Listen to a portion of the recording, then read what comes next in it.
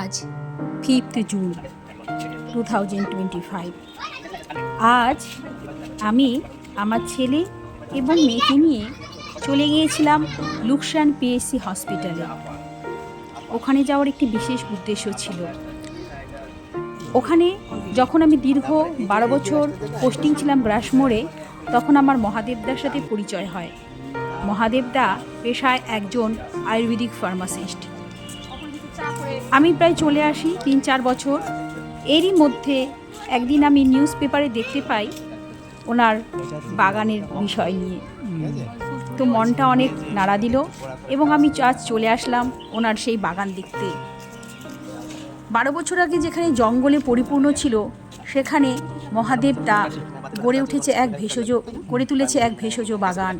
সেই বাগানে কি যে রয়েছে, সব থেকে মজার বিষয় হলো আমি একটি হাড় জোড়া গাছ দেখতে পেলাম। এছাড়াও রয়েছে বক ফুল, অপরাজিতা রয়েছে 3-4 রকম, দারুচিনি, লবঙ্গ, এলাচ, হরিতকি, বহেরা, আরও যে কত কি, গুলঞ্চ, পাথরকুচি, কালমেঘ, যে সমস্ত পাতা থেকে বিভিন্ন ধরনের ওষুধ তৈরি হয় এবং আমাদের শরীরের পক্ষে খুবই উপযোগী। দেখুন, উনি দেখাচ্ছে একটি আয়রন বেড, মানে এখানে যত ধরনের গাছ রয়েছে, যেমন লাল শাক, কলমি শাক, তারপর যত ধরনের কুলেখাড়া শাক, যা দিয়ে আমাদের শরীরে আয়রন সাপ্লিমেন্টগুলি পরিপূর্ণ করা সম্ভব। প্রয়োজনীয় আমাদের কোনো ওষুধও খেতে লাগবে না। এছাড়াও উনি তুলসী গাছ রয়েছে, আরও প্রচুর হার্বাল গার্ডেন। উনি আরও গল্প করলেন যে উনি যখন এখান থেকে ওষুধ দেয়, কোনো যদি মনে করেন যে এই পাতা খেয়ে বা কালমিক পাতা খেয়ে আমার লিভারের সমস্যাটা দূর হয়ে যাবে, তখন তিনি গাছের পাতা দিয়েই মানুষকে ট্রিটমেন্ট করার চেষ্টা করে।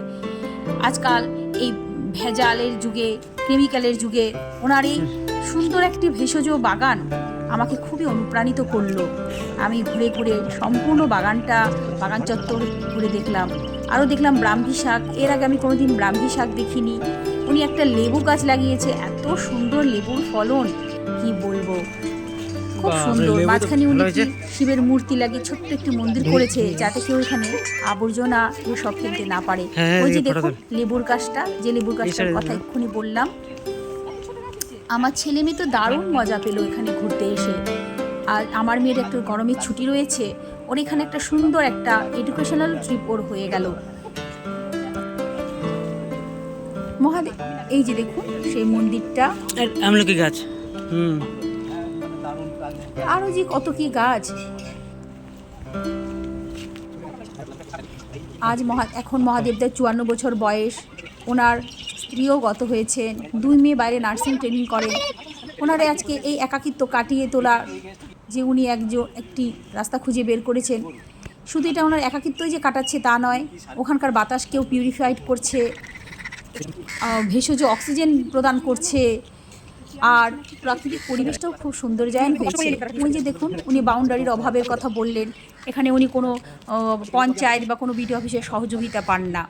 এগুলো পেলে উনি যে আরও সুন্দর করে এটা সাজিয়ে তুলতে পারবেন, সে কথা উনি আমাকে জানালেন।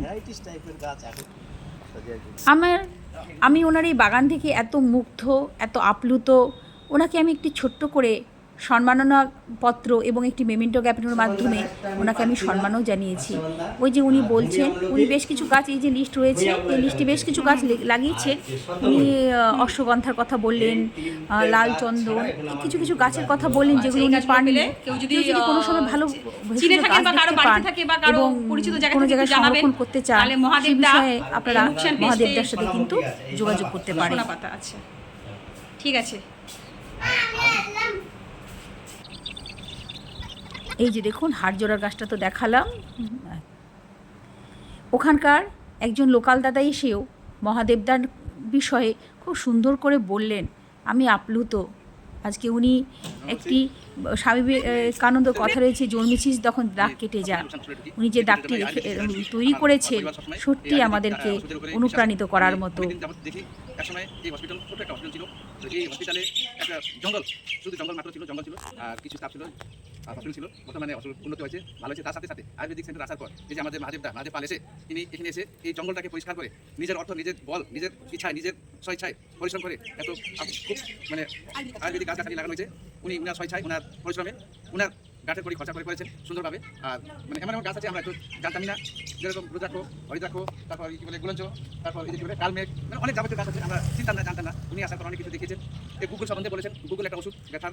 ইনি যা যেভাবে সুন্দরভাবে এই এলাকাটা অসুরের তত্ত্বটা যত সুন্দরভাবে ফুল বাগান প্রচুর গাছগাছালি লাগানো হয়েছে, প্রত্যেকে এই স্টাফের এখানে যত অফিস স্টাফ আছে এনারা খুব আনন্দ ভোগ করেন। ফুল ফল এমনকি মানে বেগুন, পেঁপে, তারপর এই বকুল, পেয়ারা গাছ, কলা, লেবু গাছ আছে, সবই ইনারা এই দাদা এখানে সমস্ত লোকে আশেপাশে লোকে বিলাস যা হয়, কিন্তু কোনো সমস্ত কেউ হেল্প করে না। ওনার গাছের পরি খরচা করে উনি এই সুন্দর পরিবেশ তৈরি করছে। ওনাকে বিশেষ বিশেষ ধন্যবাদ। ওনাকে আজকে পশ্চিমবঙ্গ সরকার বা অন্য কোনো জায়গা থেকে যতটুকু ওনাকে সম্মান দেওয়া হয় আমি ধন্যবাদ জানাই, ওনাকে সাধুবাদ জানাই, সরকারকে ধন্যবাদ জানাই এই বলে আমি আমার আলোচনা শেষ করছি। ধন্যবাদ জানিয়ে আমি শেষ করছি আমার আলোচনা।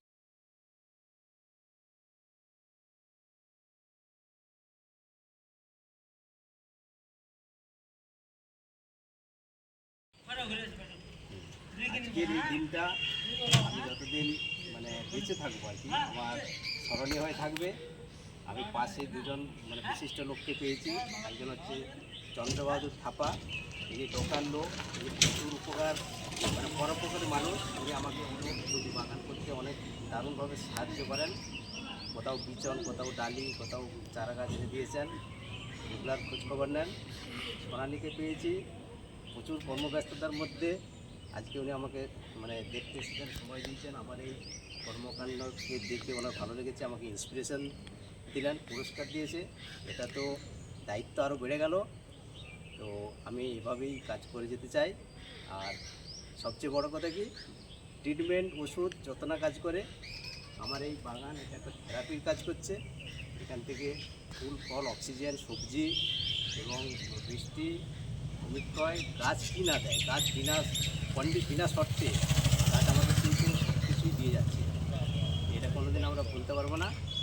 তো ঘটনা হচ্ছে যে সবচেয়ে বড় আমার যে একটা চিন্তাভাবনা, আমি এখানে বেশ কিছু গাছ লাগিয়েছি যেগুলো সোনালীকে আমি শেয়ার করেছি, যেটার নাম দিয়েছি হার্বাল গার্ডেন। মানে গার্ডেনটা হচ্ছে হার্বাল গার্ডেন, কিন্তু সেটা হচ্ছে ভেষজ রক্তভাণ্ডার। মানে জানি না এটার মধ্যে কি গুরুত্ব আছে। 10টা গাছ আছে যেগুলো ধরুন কুলেখাড়া আছে, আর আখ আছে, মানে আখের গুড়টাতে প্রচুর আয়রন আছে, কলমি শাক আছে, কচি নিম পাতা, তারপরে আপনার ধরুন পালং শাক, আর যে মানে এই সমস্ত গাছগুলো আমার একটা লাইনে লাগানো আছে, 10টা অন্তর গাছ। অনেক গরিব পেশেন্টকে যারা ওষুধ কিনতে পারে না তাদেরকে আমি এটা সাজেস্ট করি, যেগুলো খেলে আয়রনের ঘাটতি কোনো দিন হবে না, ঠিক আছে। তাছাড়া তো আছে লিভার প্রোডাক্টের গাছ আছে, আমার কাছে মেডিসিন আছে, মেডিসিন দিয়ে আমি ট্রিটমেন্ট করি। তা সত্ত্বেও ডাইরেক্ট আমি গরিব মানুষ, তাদেরকে কিন্তু এই লতা পাতা গাছ চিনিয়ে দিই, মাত্রা বলে দিই, সেই সমস্ত জিনিস ব্যবহার করে ওনারা অনেক উপকৃত হন, ভালো আছেন, ভালো থাকুন। সামগ্রিক কুশল কামনা করে আমি আমার এই ছোট্ট বক্তব্য শেষ করছি।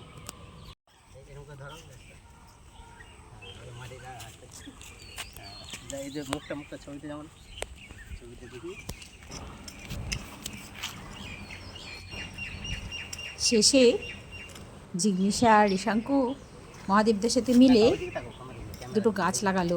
ওরা যে এত আনন্দ পেয়েছে গাছ দুটো লাগিয়ে, ওদের একটা অনেক সুন্দর অভিজ্ঞতার ওরা আজকে মানে সাক্ষী থাকলো। ভবিষ্যতে আমরা আরও সুন্দর সুন্দর পরিকল্পনা করবো, আরও গাছ লাগাবো।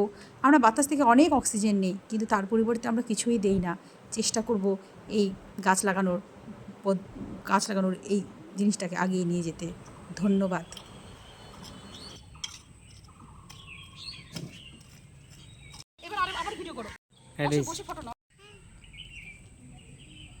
এখন ভালো আছে, হ্যাঁ ভালো আছি।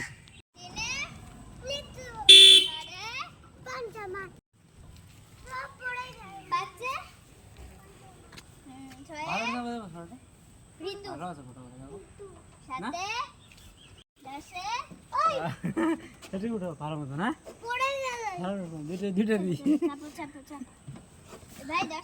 দুইটা ভালো বুঝলা। কই